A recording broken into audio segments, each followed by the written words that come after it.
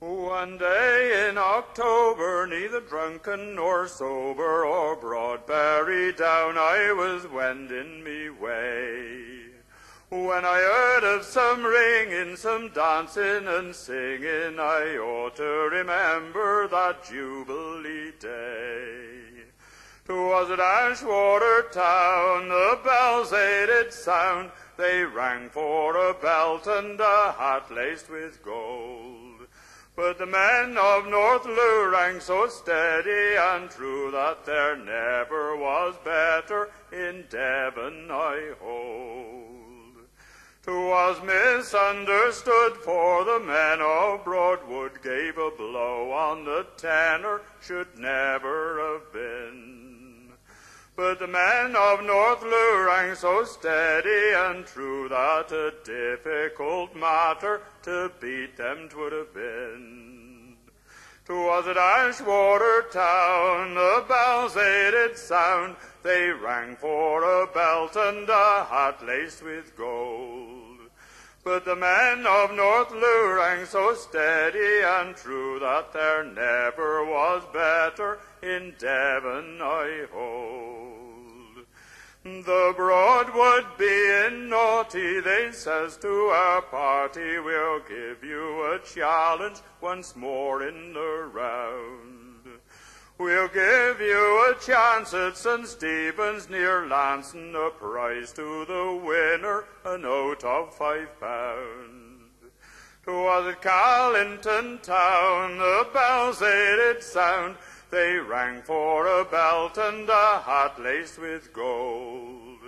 But the men of North Lou rang so steady and true that there never was better in Devon, I hold. The match it came on at good Carlington, all the bells they rang out o'er the valleys below. All the old and young people, the hale and the feeble, came out just to hear the sweet bell music blow. 'Twas at Carlington town, the bells they did sound. They rang for a belt and a hat laced with gold. But the men of North Lou rang so steady and true that there never was better in Devon, I hold. The Broadwood once more were obliged to give o'er. They were beaten completely and done in the round. But the men of North Lou rang so steady and true, for no better than they in the West can be found.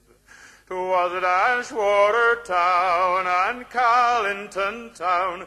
They rang for a belt and a hat laced with gold. But the men of North Lou rang so steady and true that there never was better in Devon, I hold. There were two Irish labouring men. To England they came over. They tramped about in search of work from Liverpool to Dover. Says Pat to Mick, I'm tired of this. We both left in the lurch, and if I can't find some work, me lad, we'll go and rob a church. What? Rob a church, says Mick to Pat. How could yous be so vile? For I'm sure something would happen as we going down the aisle. But if you do, I'll go with you, for I must be a dope. So listen and I'll tell you now how Paddy stole the rope. Well, off they went with theft intent, till a place they wanted finding, and they broke into this country church nobody was a-minding. They scraped together all they could, and were prepared to slope, when Paddy says, now hold on, Mick, what do we have for rope? We've got no bag to hold our swag, and when we get outside, with something strong and stout, me lad, this bundle must be tied. Just then he spies the church bell rope, and before he could turn about, up into the belfry high, he climbed that rope so stout, and hanging on with one hand and one leg, he took his penknife out, And up above his hands and head, well, he cut that rope so stout, he'd quite forgot that it held him up. And by the holy Pope, down to the bottom of the church fell Paddy and the rope. Now get out of that, says Mick to Pat, and would you stop your moaning? For if that's the way you steal the rope, it's no wonder that you're groaning. I'll show you how to steal a rope. If you lend to me your knife, and Mick go easy, says I'll Pat, or else you'll lose your life.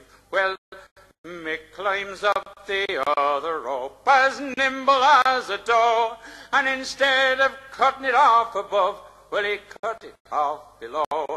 Down fell the other piece of rope, and left himself on high.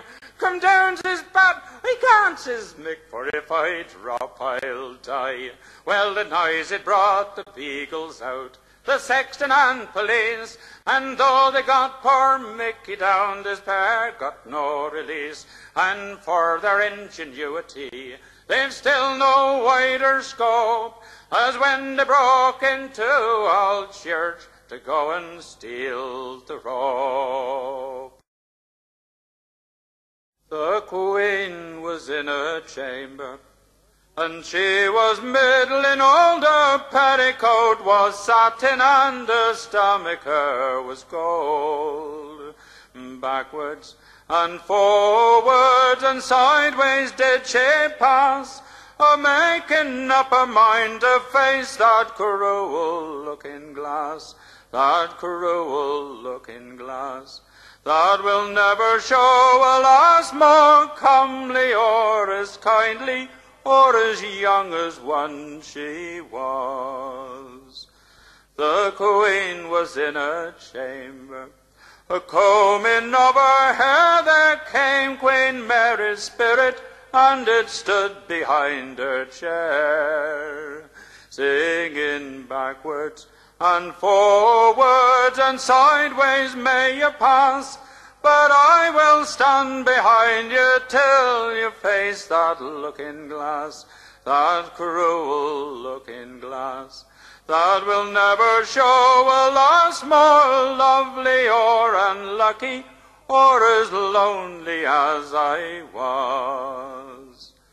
The Queen was in her chamber, weeping very sore. There came Lord Leicester's spirit, and it scratched upon the door, singing backwards and forwards and sideways may you pass, but I will walk beside you till you face that looking glass, that cruel looking glass, that will never show a lass more hard or unforgiving or as wicked as you was.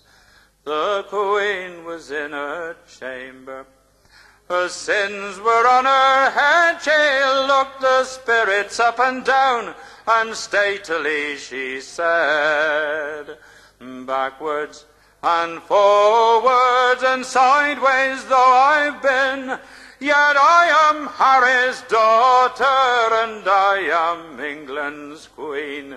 And she faced that looking glass, and whatever else there was, she saw her day was over, and she saw her beauty pass in the cruel looking glass, that will always hurt a lass more hard than any ghost there is or any man there was. Charming Molly, fair and brisk and gay, like nightingales in May, all round her eyelid young Cupids play.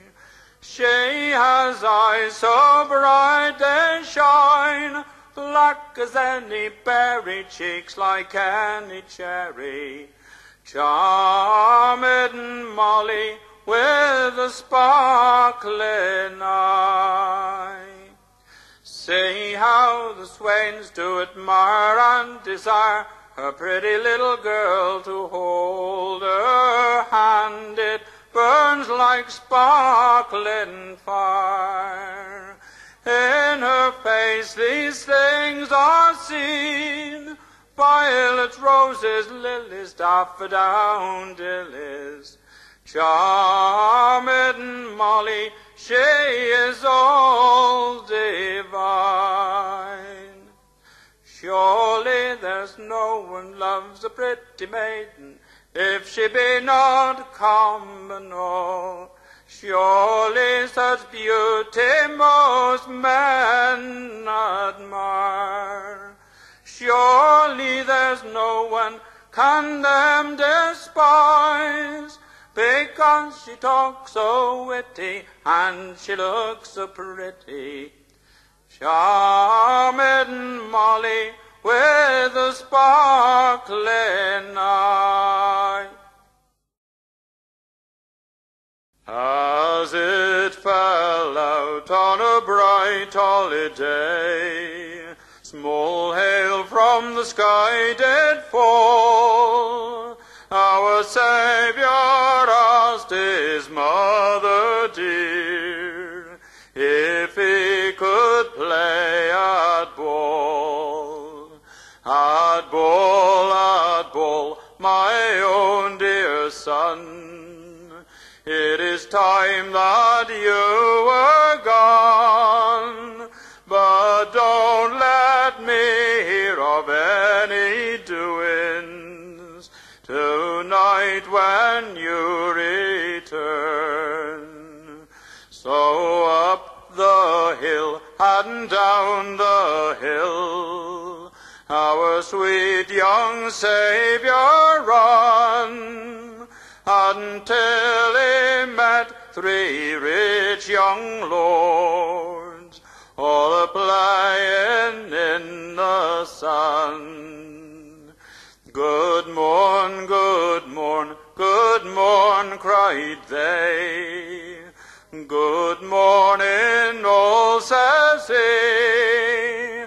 And which of you 3 rich young lords will play at ball with me? Oh, we are lords and ladies' sons, all born in the bower and hall, and you are just a Jewess's child, all born in an oxen stall. Although you are lords and ladies' sons, all born in the bower and hall, I will prove to you at your latter end, I'm an angel above you all. So he built him a bridge with the beams of the sun, and over the river danced he, and the 3 young lords tried to follow him, and drowned they was all 3. So up the hill and down the hill 3 rich young mothers ran, crying, Mary, Mile, please bring home your child, for ours is drowned each one. So Mary, Mild, fetched home her child, and she's laid him across her knee, and with a bundle of withy twigs she gave him thrashes 3. Oh, withy, oh, withy, oh, you bitter withy tree, that causes me to smart. Oh, that withy will be the very first first tree that will wither and die at the heart. In Arranmore, in the county Galway, one summer's evening in the month of May, I spied a Colleen. She was fair and handsome, her beauty fairly stole my heart away. She wore no jewels, no costly diamonds, no paint, no powder, no none at all. But she wore a bonnet with the ribbons on it, and round her shoulders was a Galway shawl. We kept on walking, she kept on talking, till her father's cottage it came into view. She took me in then for to see her father, to please and play for him the foggy dew. She sat me down then, all by the firestone. I saw her father, he was 6 feet tall. Her mother soon had the cattle singing, and all I thought of was a Galway shawl. She wore no jewels, no costly diamonds, no paint, no powder, no none at all. But she wore a bonnet with the ribbons on it, and round her shoulders was a Galway shawl.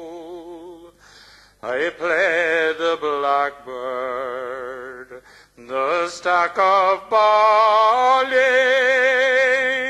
and Rodney's glory, and the foggy dew. She sang each note like an Irish linnet, and the tears rolled down from her eyes of blue. So early, early, the very next morning, I took the road to old Donegal. I says goodbye, love, and she cried and kissed me, and my heart remained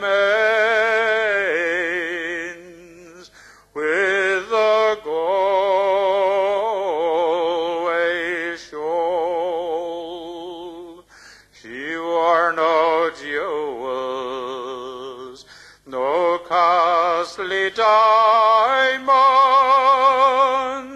no paint, no powder, no, none at all. But she wore a bonnet with ribbons on it, and round her shoulders was a Galway shawl.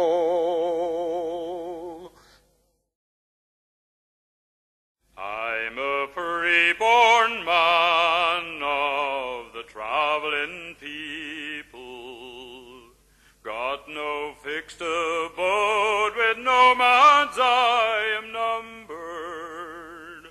Country lanes and byways, they all were my ways. I never fancied being lumbered. Oh, I've known the woods and the resting places, and the small bird sang when winter time was over. Then we'd pack a load and be on the road. They was good old days for the rover. There was open ground where a man can linger, spend a week or two, for time was not your master. Then away you jog with your horse and dog, nice and easy, no need to go faster. And now and then you'd meet a brother traveler, telling tales or else swap family information. At the country fairs we would all meet there, all the people of the traveling nation. Oh, I've known life hard and I've known it easy, and I've cursed a life when winter days were dawning, but I've danced and sang through the whole night long, seen the summer sunrise in the morning. So all you free-born men of the traveling people, all you tinkers rolling stones and gypsy rovers, winds of change are blowing, old ways are going, your traveling days will soon be over. Dear sir, I write this note to you to tell you of me plight, and at the time of writing, well, I'm not a pretty sight. Me body is all black and blue, me face a deadly grey, and I write this note to say why Paddy's not at work today. While working on the 14th floor, some bricks I had to clear, and I throw them down from such a height seemed not a good idea. The foreman wasn't very pleased, that bloody awkward sod. He said I'd have to cart them down the ladder in me hod. Now clearing all these bricks by hand, it was so very slow, so I hoisted up a barrel and secured the rope below. But in me haste to do the job, I was too blind to see that a barrel full of facing bricks is heavier than me. So when I untied the rope, the barrel dropped like lead, and clinging tightly to the rope I started up instead. I shot up like a rocket, and to my dismay I found that halfway up I met the bloody barrel coming down. Now the barrel broke my shoulder, as into the ground it sped, and when I reached the top I banged the pulley with me head, still clinging tightly to the rope from this almighty blow. The barrel spilt out half the bricks, some 14 floors below. So when some bricks had spilled out from the barrel to the floor, I then outweighed the barrel, so I started down once more, still clinging tightly to the rope, my body racked with pain. When halfway down I met the bloody barrel once again. Now the force of the collision halfway down the office block caused multiple abrasions and a nasty case of shock. Still clinging tightly to the rope I sped unto the ground, and I landed on the broken bricks that the barrel scattered round. Now I lay there groaning on the ground, I thought I'd passed the worst, when the barrel hit the pulley wheel and then the bottom burst. A shower of bricks rained down on me, I hadn't got a hope.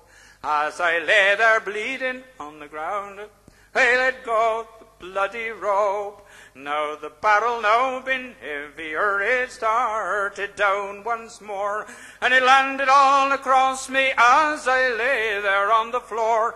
It broke 3 ribs in my left arm, and I can only say that I'll hope you'll understand why Paddy's not at work today. I be a Voris minor, wi' blue scars on me face, born and bred a Vorister, and proud to be the grace. I worked the pits all o'er the Dean, Canop and Waterloo, Crump Meadow stripping at it, northern and eastern too. It's been a rough and dirty life, the coal is hard to win. Me knees is buzzed, me back is bent, me lungs as black as sin. I swung me pick both night and day, I worked the 12-inch seam, and life is very different from all my childhood dreams.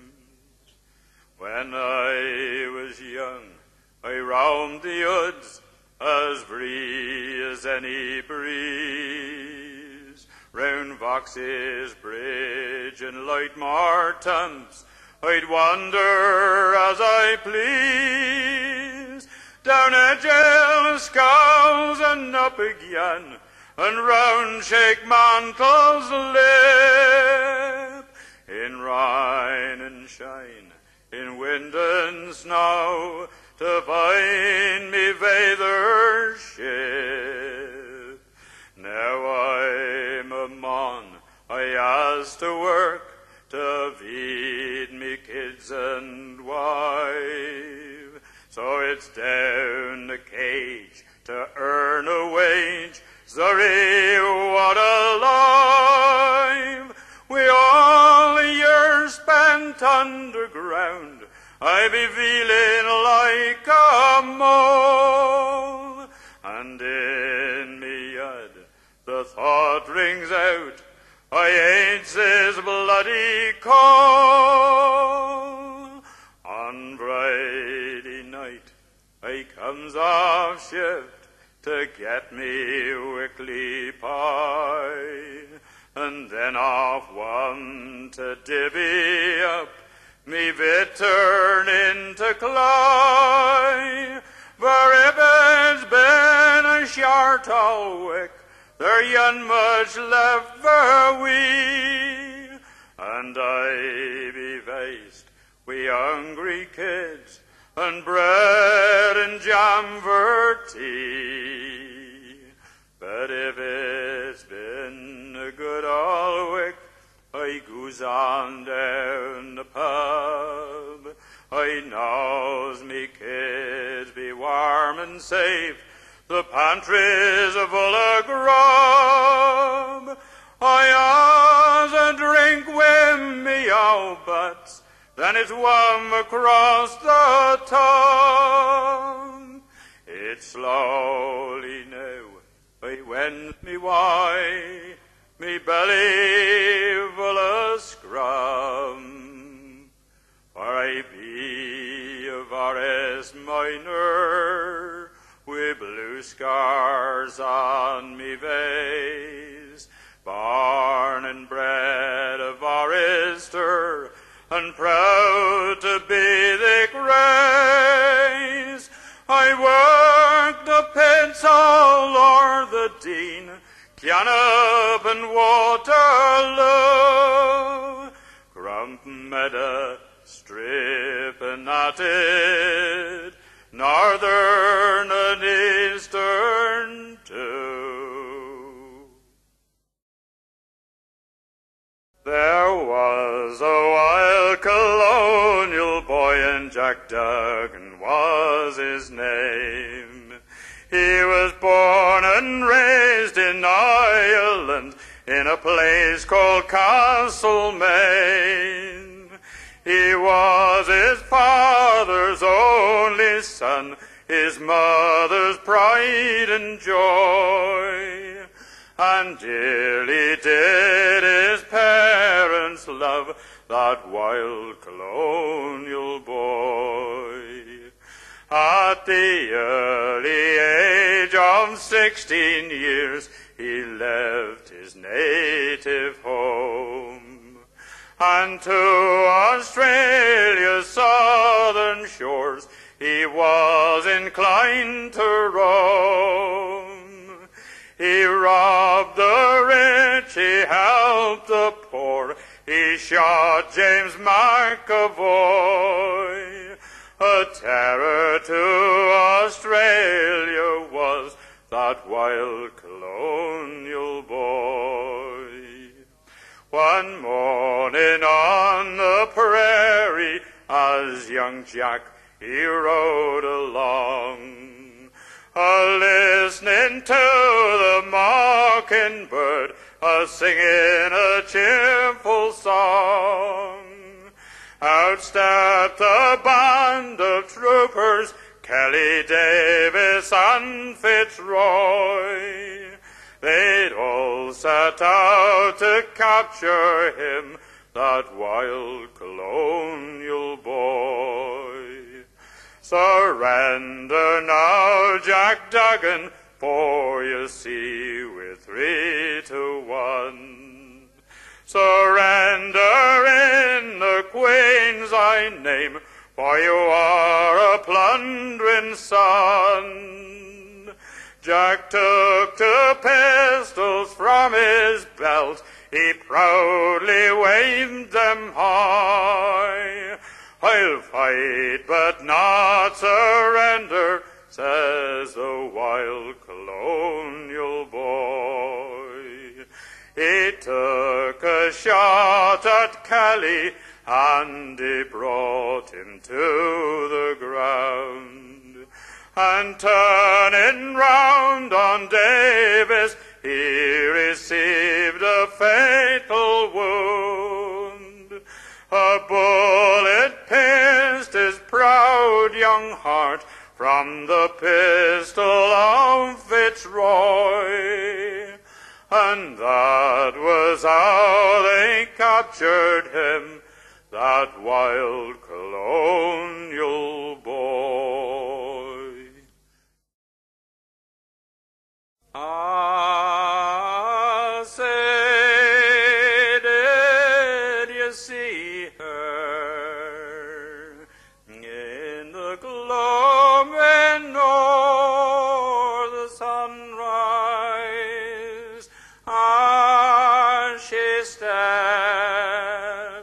like a fawn in Ballanagar,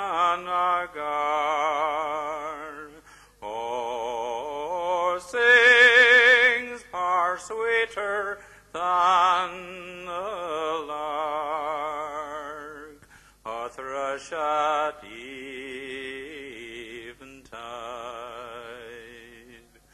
Red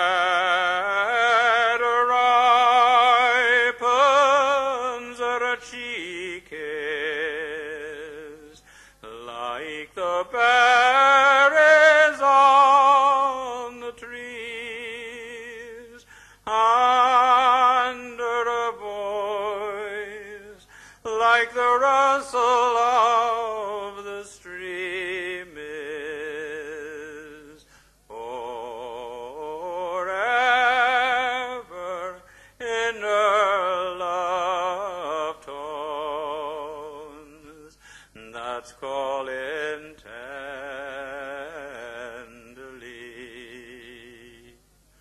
When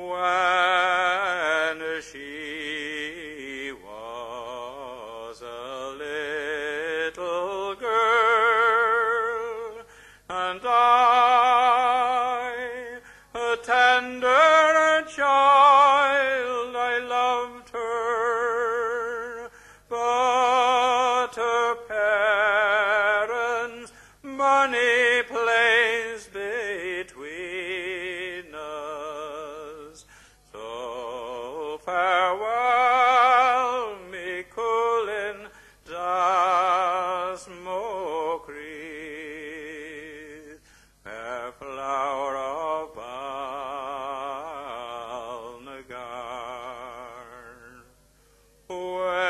Wait for me forever in the place where we lay alone in the night, where the elfin storm winds rustle, and the old oak trembles in the dark with fearful moan. I'll come to my cooling, ere the corpse of this life may wander, and I'll hold as I did while in my childhood, my little duet flower of Ballanagar.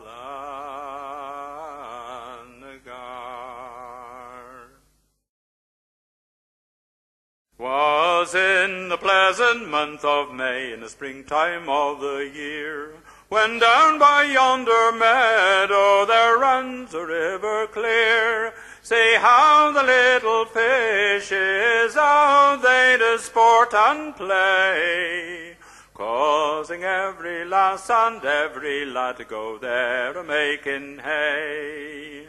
Then in comes the scytheman the meadows to mow down, with his old leather-head bottle and the ale that runs so brown. There's many's a stout and a labouring man goes there his skill to try. He works, he mows, he sweats, and he blows, and the grass cuts very dry. Then in comes both Tom and Dick with their pitchforks and their rakes, and likewise black-eyed Susan the ale for to make. There's a swait, swait, swait, and a jug, jug, jug, how the harmless birds do sing, from the morning till the evening when we are haymaking. It was just at one evening the sun was a-going down. There came the jolly piper there a-trolling through the town.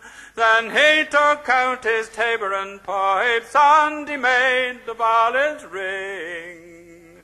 So we all put down our forks and rakes, and we left off a-making. We call it for a dance, and we tripped it along. We danced around the haycocks till the rising of the sun. When the sun comes up with a glorious light, and the harmless birds do sing, each laddie takes his lass in hand and goes back to his hay.